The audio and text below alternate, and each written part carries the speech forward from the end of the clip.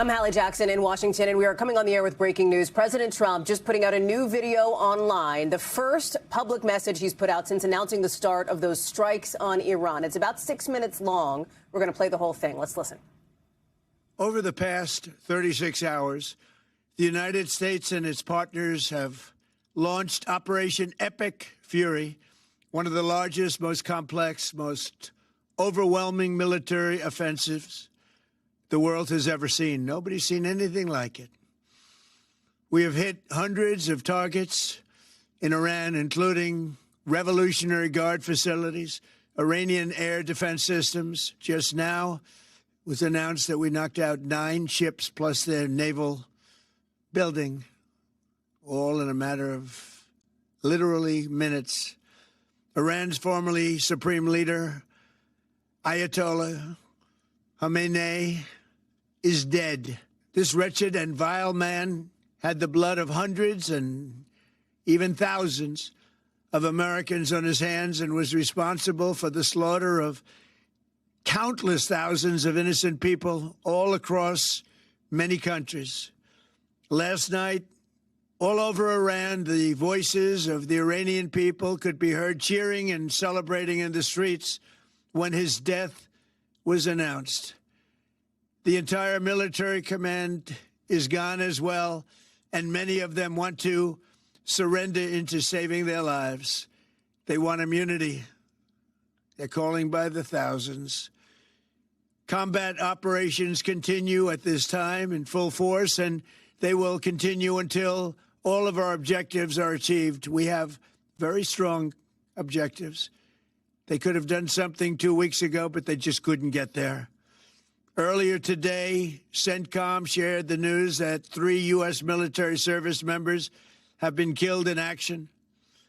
As one nation, we grieve for the true American patriots who have made the ultimate sacrifice for our nation, even as we continue the righteous mission for which they gave their lives.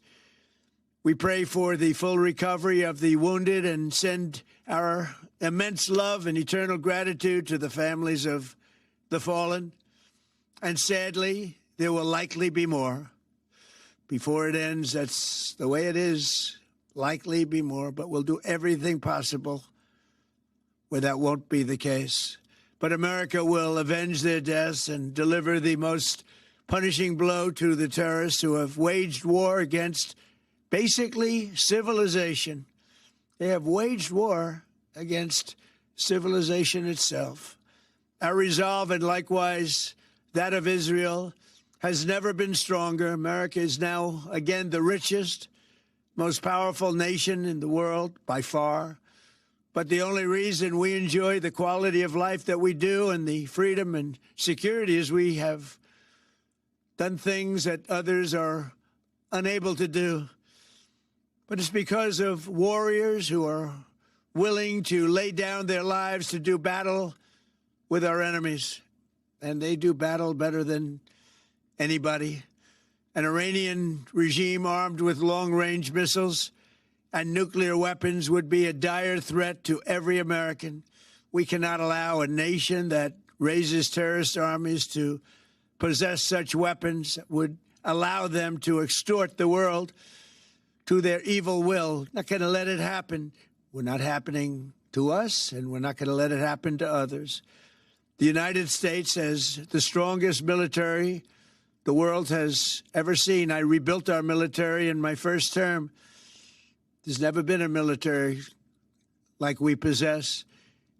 And frankly, there's nobody even close, but we are now using that military for good. We want to have it for good purpose. We're undertaking this massive operation not merely to ensure security for our own time and place, but for our children and their children, just as our ancestors have done for us many, many years ago. This is the duty and the burden of a free people. These actions are right, and they are necessary to ensure that Americans will never have to face a radical, bloodthirsty terrorist regime armed with nuclear weapons and lots of threats. For almost 50 years, these wicked extremists have been attacking the United States while chanting the slogan, "Death to America" or "Death to Israel," or both. They are the world's #1 state sponsor of terror. We are the world's greatest and most powerful nation, so we can do something about what they do. These intolerable threats will not continue any longer. I once again urge the Revolutionary Guard, the Iranian military, and police to lay down your arms and receive full immunity or face certain death. It will be certain death. Won't be pretty. I call upon all Iranian patriots who yearn for freedom to seize this moment, to be brave, be bold, be heroic, and take back your country. America is with you. I made a promise to you, and I fulfilled that promise. The rest will be up to you, but we'll be there to help. Thank you. God bless you to our incredible warriors, and God bless the United States of America. Thank you.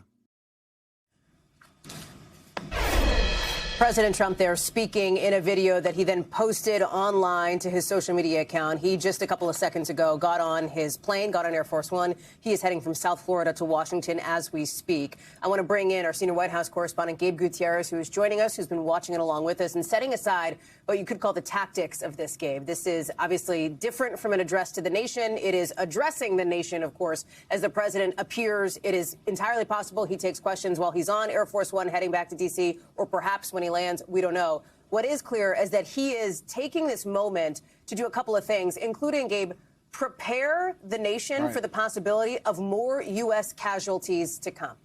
That's right, Hallie. Did a couple of things with that address. One, selling the operation to the American people, but also bracing the American public for the possibilities of more casualties down the line. And what you said is true. He is breaking precedent from previous presidents in such a historic moment such as this, choosing to shoot his own video and post it on his own social media platform away from the press pool and not allowing any reporters to ask questions while he is shooting that video. Now, again, it's entirely possible that he could take questions aboard Air Force One, and he had been speaking by phone with various reporters from other outlets, including NBC News, throughout the day yesterday and today. I want to get to a couple of things he said in that speech. First of all, he talked about selling the operation to the American people. He spoke many broad themes there, saying that Iran was a #1 state sponsor of terrorism, and essentially saying it was the duty of the United States, the duty and burden of a free people to get involved here and to take out the regime. He called it a righteous mission, but also, Hallie, and this is significant, this is the first public comments besides those one-on-one conversation with reporters that the president made following the announcement that American service members had been killed in this operation. He said that, sadly, there will likely be more. He also said that that is the way it is. And again, saying that there will likely be more, although the U.S. would try to minimize that. But certainly, Hallie, this is something that the administration is trying to get across to the American public, that these deaths of the American military, while they are painful, while no one wants to see them, that they will be worthwhile because of the overall goals of this mission. Now, certainly, Hallie, this all comes as there's been mounting backlash from Democrats on Capitol Hill who are trying to force that vote of a war powers resolution this week. Democrats trying to make the case that this was a war of choice, while Republicans are, virtually all of them, are still standing by the president. We're also learning, according to a White House official and a congressional official, that top members of the Trump administration, including Secretary of State Marco Rubio and the Defense Secretary Pete Hegseth, will brief the House and the Senate in classified briefings on Tuesday. So certainly this is all unfolding, but again, we are hearing from the president in that video posted to his Truth Social platform just a short time ago. He's expected back here at the White House in a few hours. Gabe, one other thing the president also did in this set of remarks that we just played here, the administration, the president has alluded to the decimation of Iranian leadership. Obviously, the Ayatollah killed in this attack, these series of attacks on Iran as well. And he suggested, the president did, that many in the military chain of command want to surrender, essentially, to save their lives. And this is something that he touched on a couple of times in those remarks there, and is one of the dynamics that our teams overseas are watching, too. Yeah, certainly. And look, the president in his conversations with reporters today saying that dozens of Iranian military leaders have been killed. And also, according to our colleague Dan DeLuce, according to officials briefed on the matter, this was a specific choice. The intelligence for why this strike took place the way it did is that American intelligence had realized that the supreme leader would be meeting with other top leaders in Iran on Saturday, and that was why the American military made the choice to attack during daylight hours. Highly unusual, but that was a calculated move because they realized that they had this opportunity. Now, in terms of opportunity, Hallie, that is something that's going to be that debate is going to play out over the next couple of days. Earlier today, for example, Senator Ted Cruz, in an interview in another network, said that he encouraged the president to go ahead with this when he spoke with the president on Friday because the Iranian regime was at one of its weakest points. That is slightly different than the argument some other members of the administration